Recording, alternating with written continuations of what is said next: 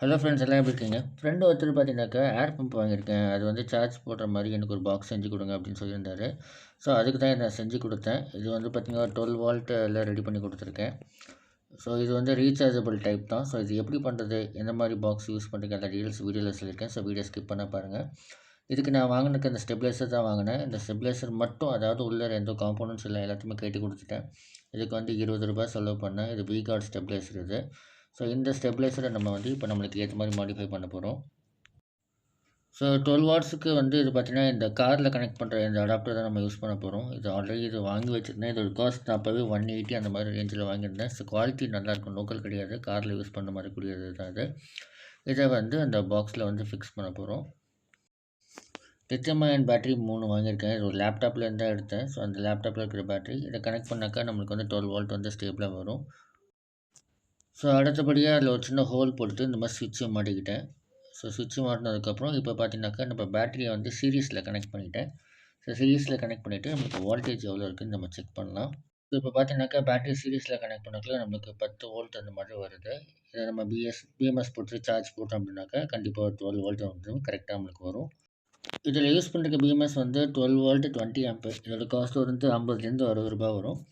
So, இப்போ நம்ம இதை கனெக்ட் பண்ணி இதுலேருந்து அவுட்புட் எவ்வளோ வருதுன்னு பார்க்கலாம். ஸோ, பேட்டரியிலேருந்து வரக்கூடிய அதே பவர் தான் 10 வோல்ட் அந்த மாதிரி தான் வருது.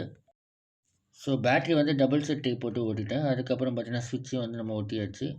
பின்பக்கம் வந்து தான் நம்ம வந்து பார்த்தீங்கன்னா, 12 வோல்ட் சார்ஜர் கனெக்டருக்காக குடுத்தாச்சு. அதேபோல் ஃப்ரண்ட்டில பார்த்தீங்கன்னாக்கா, ஒரு பெரிய ஹோல் போட்டு அந்த அடாப்டரையும் வந்து உள்ள நம்ம வச்சுட்டோம். அவ்வளோதான் நம்மளுடைய இது ஃபுல்லாக முடிஞ்சு போச்சு. இதுக்கப்புறம் நமக்கு வயரிங் குடுத்துட்டா போதும். இது வந்து நார்மல் க்ளூ கம்மோ இல்ல எம்சில இல்ல வந்து அனோபாண்ட வச்சு ஒட்டிக்கிட்டா கூட உங்களுக்கு வந்து ஸ்ட்ராங்கா இருக்கும். ஸோ, மைனஸ் ஒயரை வந்து டைரெக்ட்டா பிஎம்எஸ்ல வந்து கனெக்ட் பண்ணிக்கிறோம். அதுக்கப்புறம் ப்ளஸ் ஒயரை வந்து நம்ம வந்து ஸ்விட்சில் போட்டு கொடுத்துக்கலாம். ஸோ, இப்போ பார்த்தீங்க அப்படின்னாக்கா பிஎம்எஸ்ல வந்து லைன் கொடுத்தாச்சு. அதேபோல் ப்ளஸில் வந்து ஸ்விட்ச்லேருந்து ஒரு லைன் கொடுத்தாச்சு. இப்போ நம்ம ஸ்விட்ச் ஆன் பண்ணாக்கா கண்டிப்பாக வந்து நமக்கு வந்து பவர் வரும். 10 வோல்ட் அந்த மாதிரி வரும். ஏன்னா 12 வோல்ட் சார்ஜ் இல்லை. ஸோ, நம்ம சார்ஜ் போட்டோம் அப்படின்னாக்கா நமக்கு அடுத்தது வரும். இப்போ சார்ஜிங்க்கான ஒயரிங் கொடுத்துக்கலாம். நான் என்ன பண்ணேன் பார்த்தீங்கன்னா, 6 ஆம்ப்ஸ் டயோடு ஒன்று எடுத்துக்கிட்டேன். அதை வந்து சார்ஜ் கனெக்ட் பண்ணுற இன்புட் பவரில் வந்து பார்த்தீங்கன்னாக்கா, நான் டைரெக்ட்டா அதில சால்டரிங் பண்ணிட்டேன். ஏன்னா, இப்போ வந்து நம்ம பேட்டரியிலேருந்து நம்ம பேட்டரிக்கு வந்து இதுலேருந்து தான் சார்ஜ் ஆகுது. ஸோ, அப்போ நம்ம பிஎம்எஸ்லேருந்து பவர் வந்து ரிட்டர்ன் வரும். ஸோ, அப்போ வந்து நம்ம இந்த மாதிரி வந்து ஒரு டயோட் போட்டுட்டோம் அப்படின்னாக்கா, இங்கேருந்து பவர் வந்து ரிட்டர்ன் போகாது. ஸோ, ஒன்லி இன்புட் பவர் மட்டும் தான் இருக்கும். அவுட்புட் திருப்பி ரிட்டர்ன் வந்து அந்த பக்கம் ஏறாது. ஸோ, அப்போ வந்து ஒரு டயோட் போட்டுக்கிட்டிங்கன்னா உங்களுக்கு சேஃப்டியாகவும் இருக்கும். ஸோ, ஸ்விட்ச்சு அதேபோல் இந்த அடாப்டர்லாம் வந்து 743 கம் போட்டு ஒட்டிக்கிறேன். ஸோ, நம்மளுக்கு ஓரளவுக்கு ஸ்ட்ராங்கா பிடிக்கும். திருப்பி வந்து பிரச்சனை இருக்காது. ஸோ, அதுக்கேற்ற மாதிரி நம்ம வந்து பாக்ஸை இல்லைன்னா க்ளூ கம் இருந்தால் கூட நீங்கள் அதை வச்சு ஒட்டிக்கிட்டிங்கன்னா கூட இன்னும் சேஃபாக இருக்கும். ஸோ, நான் 2 இண்டிகேட்டர் பல்ப் வந்து மேலே கனெக்ட் பண்ணிட்டேன். ஒன்று வந்து ரெட்டு, இன்னொன்று எல்லோ அந்த மாதிரி கனெக்ட் பண்ணிக்கிட்டேன்.